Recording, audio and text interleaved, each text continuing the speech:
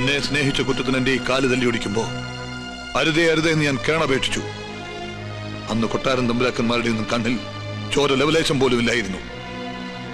ആ കൊട്ടാരത്തിന്റെ അടിത്തറ കൂടി ഈ മുറ്റത്തെത്തിയാൽ അന്ന് ഈ കണക്ക് ഞാൻ തീർക്കും.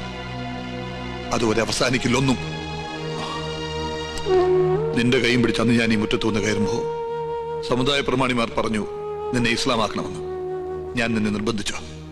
എന്നെങ്കിലും നീ അമ്പലത്തിൽ പോണത് ഞാൻ തടഞ്ഞിട്ടുണ്ടോ? തിരുവാതിരയും വിഷുവും ദീപാവലിയും നമ്മൾ ഒന്നിച്ചല്ലേ ആഘോഷിക്കാറ്? ഞാനൊന്നും മറന്നിട്ടില്ല. ഒന്നും മറക്കാതിരിക്കാനാ പറയുന്നത്.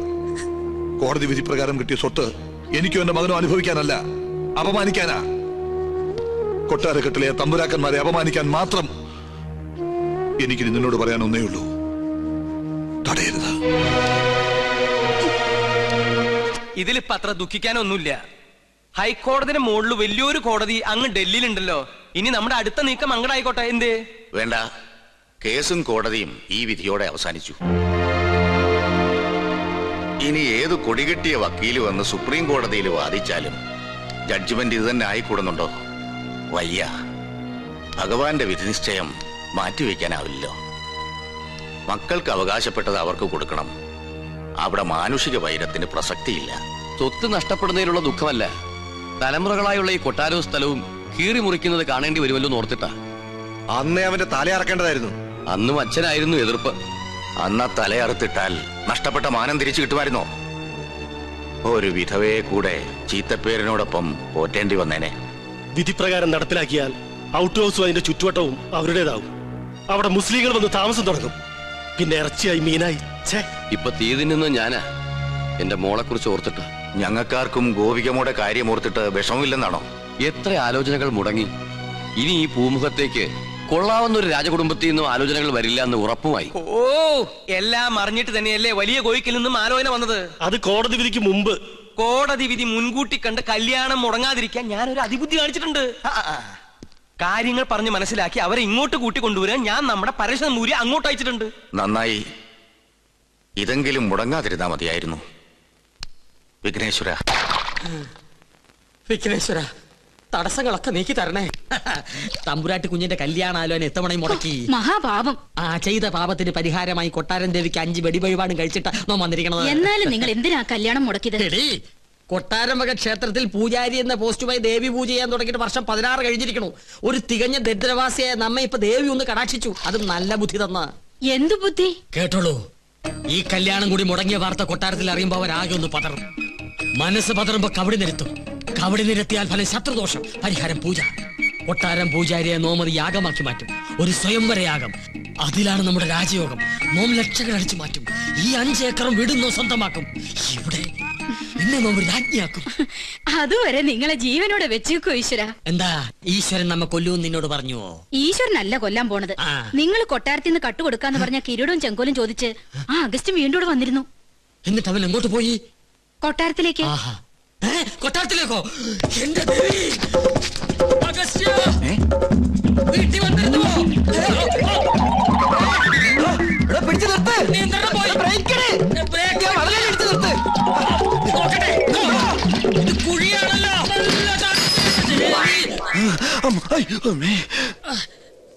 ചത്തിട്ടില്ലല്ലേ? ഇല്ല. ഇപ്പൊ ചത്തുപോയിരുന്നെങ്കിൽ ഞാൻ പറയുന്ന വിവരം കേട്ട് കൊട്ടാരത്തിലുള്ളവർക്ക് തന്നെ കൊല്ലാൻ പറ്റില്ലായിരുന്നു. അഗസ്ത്യ, ഒരു 50,000 ഉറുപ്പിക്ക് വേണ്ടി എന്നെ കൊലക്ക് കൊടുക്കരുത് കേട്ടോ. ഒന്ന് പിടിക്കുക. അഗസ്ത്യ, കൊട്ടാരത്തിലേക്ക് പോവരുത് കേട്ടോ. നിക്ക. അഗസ്ത്യ, നോ പറയണതൊന്ന് കേക്ക. വേണ്ട. അയ്യോ, താനൊന്നും പറയണ്ട. കുറെ കാലമായി താനിത് പറയുന്നു, കുറെ കാലമായി ഞാനിത് കേൾക്കുന്നു. ഇന്ന് എനിക്ക് രണ്ടിലൊന്നും അറിഞ്ഞു പറ്റും. ഇത്രയും കാലം പറഞ്ഞ പോലല്ല. എന്തിനും പരിഹാരം ഉണ്ടാക്കാം. ഉറപ്പാണോ? ഉറപ്പാ. എന്നാ പോ. എടോ, തന്നോടല്ല, നമ്മുടെ വണ്ടി പോകാനാ പറഞ്ഞത്. ഒന്നുകിൽ താൻ കൊട്ടാരത്തിൽ നിന്ന് മോട്ടിച്ചേരാൻ തന്നെ കിരീടവും ചെങ്കോലും, അല്ലെങ്കിൽ താൻ അതിനായി എന്റെ കയ്യിൽ നിന്ന് വാങ്ങിച്ച 50,000 രൂപ എനിക്ക് ഇപ്പൊ കിട്ടണം. സാവകാശം വേണം. 10 ദിവസത്തെ സമയം തരണം. ദൈവത്തോർത്ത് സമ്മതിക്കുക. ദൈവത്തെ ഓർത്ത് 10 ദിവസത്തിനുള്ളിൽ കിരീടവും ചെങ്കോലും ഹാജിമാരുടെ കയ്യിൽ ഏൽപ്പിച്ചില്ലെങ്കിൽ പിന്നെ എനിക്ക് കോളേജിൽ ക്യാൻറ്റീൻ നടത്താൻ പറ്റില്ല. എനിക്ക് വീടും പറമ്പും മേടിക്കാനും പറ്റില്ല. തരാ ഉറപ്പ. സമാധാനായിട്ടിരിക്കുക. ഗോപികമോൾ ആകെ ദേഷ്യത്തിലാ. ഈ അണിഞ്ഞൊരുങ്ങൽ അവസാനത്തെ അന്ന് അവള് പറയണേ. ഇനി വയ്യ അത്ര ഒരു പ്രദർശന വസ്തുവായിട്ട് നിൽക്കാൻ. ഗോന്നാരെ വലിയ കോയിക്കിലേക്ക് വിളിച്ച് അവര് പുറപ്പെട്ടോ ഇല്ലയോ എന്ന് അന്വേഷിക്കാം. വേണ്ട, മുടക്കി. ആര്? അല്ല, മുടങ്ങി, അതും മുടങ്ങി. കാര്യങ്ങൾ പറഞ്ഞ് മനസ്സിലാക്കി അവരെ കൂട്ടിക്കൊണ്ടുവരാനല്ലേ തന്നെ പറഞ്ഞയച്ചത്. നമ്മെ കൊണ്ട് ചെയ്യാൻ പറ്റുന്നതൊക്കെ നാം ചെയ്തു. ഉദയപുരം കൊട്ടാരവുമായി ഒരു ബന്ധവും അവർക്ക് സ്വീകാര്യമല്ലത്രേ. അടിക്കടി വിവാഹം മുടങ്ങുന്നതും പരാജയം ഉണ്ടാകുന്നതും ഈ കൊട്ടാരത്തിന് മേൽ പതിഞ്ഞിരിക്കുന്ന ദൃഷ്ടിദോഷം കൊണ്ടും മുജ്ജന്മ ശാപങ്ങളും കൊണ്ടാ. അത് മാറ്റിയെടുക്കാൻ യാഗവും പൂജയും നടത്തണമെന്ന് പലയാവർത്തി നാം പറഞ്ഞിട്ടുള്ളതല്ലേ, കേട്ടുവോ? സമയം ഇനിയും വൈകിട്ടില്ല. 41 ദിവസം 101 കാർമ്മികരുടെ സാന്നിധ്യത്തിൽ ഒരു സ്വയംവരയാഗം. ചെലവ് നിസ്സാരം, 10 ലക്ഷം രൂപ. ഫലമോ സർവൈശ്വര്യങ്ങളും. അതും നോം നടത്തിയാൽ ഫലം നിശ്ചയം. പൂജ, യാഗം തുടങ്ങിയ അന്ധവിശ്വാസങ്ങൾ കൂടെ പൊറപ്പിച്ച പല രാജകുടുംബങ്ങളും തകർന്നിട്ടുള്ളത്. ഇവിടെയോ ഇതൊന്നും നടത്താതെയും കൊട്ടാരത്തിൽ ഒരു പൂജാകർമ്മം നടന്നിട്ട് വർഷങ്ങൾ കഴിഞ്ഞിരിക്കണു. ഒരുപക്ഷെ അതിന്റെയൊക്കെ ഫലമാണോ എന്തോ ഗോവയ്ക്ക് ശേഷം ഒരു കുഞ്ഞിക്കാല് കാണാനുള്ള ഭാഗ്യം ഇവിടെയുള്ളവർക്ക് ഇല്ലാതായത്. ഗോന്നാരെ, ഗുരുവായൂരുന്ന് വാസുദേവ നമ്പൂരിയെ വരുത്തുക.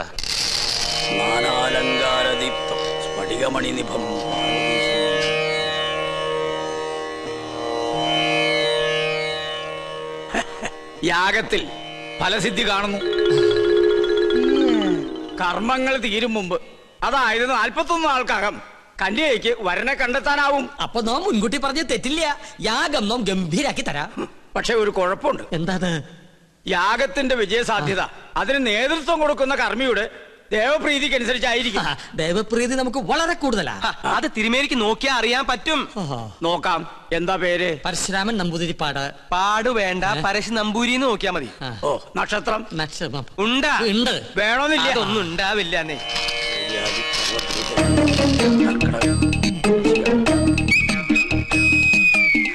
തിരുമേനിക്ക് എനിക്ക് ദേവപ്രീതി അശേഷം. ഒന്നുകൂടി നോക്ക, ഒരല്പമെങ്കിലും കാണാതിരിക്കില്ല.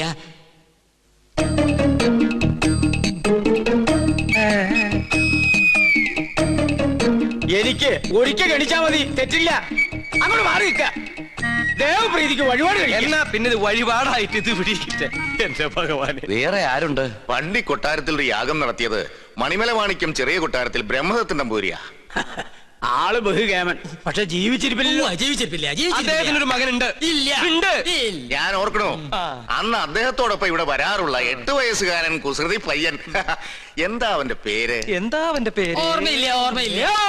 ഓർമ്മയുണ്ട്. ഉണ്ണികൃഷ്ണൻ. അത് തന്നെ. യാഗം പിള്ളേര് കളിയല്ല. അതിന് ഉണ്ണികൃഷ്ണൻ ഇപ്പൊ കൊച്ചുകുട്ടിയൊന്നുമല്ലല്ലോ. ഓരോ വർഷം കഴിയും തോറും ഓരോ വയസ്സ് കൂടെയല്ലേ എന്റെ മണ്ടൻ നമ്പൂരി. അച്ഛന്റെ പാരമ്പര്യം ഉണ്ണിക്ക് കിട്ടാണ്ടിരിക്കോ? ചിലപ്പോ പേര് കേട്ട ഒരു പൂജാരി ആയിരിക്കും ആ കുട്ടി. നോക്കാം. കർക്കടകം, വൃശ്ചികം. ഇതിനു മേൽ മറ്റൊന്നും കാണുന്നില്ല. അത്രയ്ക്ക് കേമം. ഒന്നുകൂടി ആലോചിച്ചിട്ട്. വേണ്ട ഗോന്നേരെ, ഉടനെ ഉണ്ണിയെ കൊട്ടാരത്തിൽ എത്തിക്കണം. അമാന്തിക്കണ്ട, പുറപ്പെട്ടോളൂ. ഗൗളി ചലച്ചു. വടക്ക് കിഴക്ക്. ആളെ കണ്ടെത്താൻ ഇത്തിരി പ്രയാസപ്പെടും. അപ്പൊ പിന്നെ പോണം. ഈ ചെറു പ്രായത്തിൽ മഹാഭാഗ്യല്ലേ ഉണ്ണിക്ക് കൈവന്നിരിക്കണേ. എന്താ അവരവനെ ദത്തെടുക്കാന്ന് പറഞ്ഞോ? എന്റെ മുത്തശ്ശി, കൊട്ടാരത്തിൽ വലിയൊരു യാഗം നടക്കാൻ പോവാ. പ്രശ്നവശാൽ തലപ്പത്തിരിക്കാനുള്ള യോഗം ഇവിടുത്തെ കുട്ടിക്ക് എത്രേ. കേട്ടപ്പോ സന്തോഷായി. കേട്ടാ. പക്ഷെ പൂജാകർമ്മങ്ങളിൽ അവന് താല്പര്യമില്ല. അതെന്താ അങ്ങനെ? സംഗീതജ്വരം പിടിച്ചിരിക്കുകയല്ലേ. ഏട്ടൻ വളയഞ്ചേർങ്ങര സംഗീത കോളേജ് പഠിക്കുക. അവിടെ ഒരു ലോഡ്ജിലെ താമസം. ആളെ കണ്ടെത്താൻ ബുദ്ധിമുട്ടും. അത് ഗൗളി ചലിച്ചപ്പോ മനസ്സിലായി. ഏത് കോളേജിലാന്നാ പറഞ്ഞത്? വളയഞ്ചേർങ്ങര. എന്റെ മോള് പഠിക്കുന്നത് അവിടെയാണല്ലോ. ദൂരത്തിരി കൂടുതലാ. ഒരു 12 മണിക്കൂർ യാത്രയുണ്ട്. സാരില്ല, പുറപ്പെടുകയായി. ഉണ്ണിയെ ഞാൻ അവിടുന്ന് പൊക്കിക്കോളാം. പൊക്കാന്ന് പറഞ്ഞാ കൂട്ടിക്കൊണ്ടുപോകാന്നർത്ഥം. ഇനി എന്താവശ്യത്തിനും തൃക്കേശ്വരം, ഉദയപുരം കൊട്ടാരത്തിലേക്ക് ആളെ പറഞ്ഞയച്ചാ മതി. ഉണ്ണികൃഷ്ണൻ അവിടെ ഉണ്ടാവും. യാഗം ഉടനെ തുടങ്ങണേ. എന്നാ വരട്ടെ.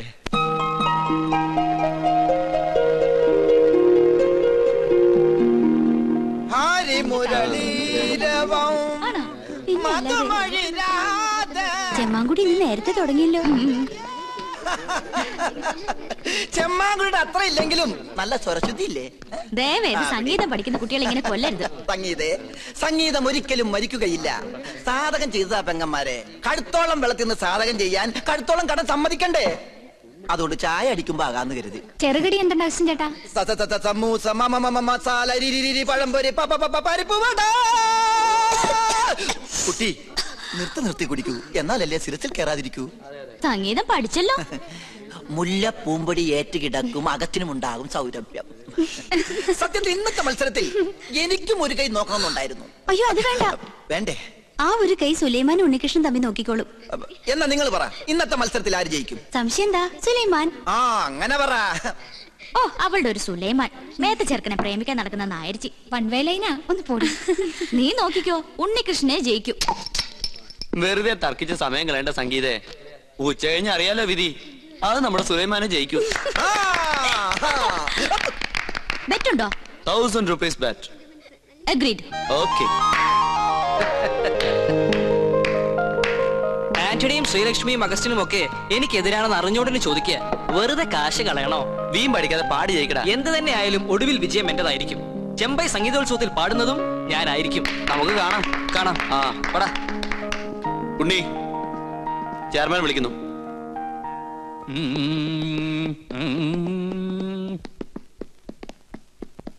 എത്തിയോ?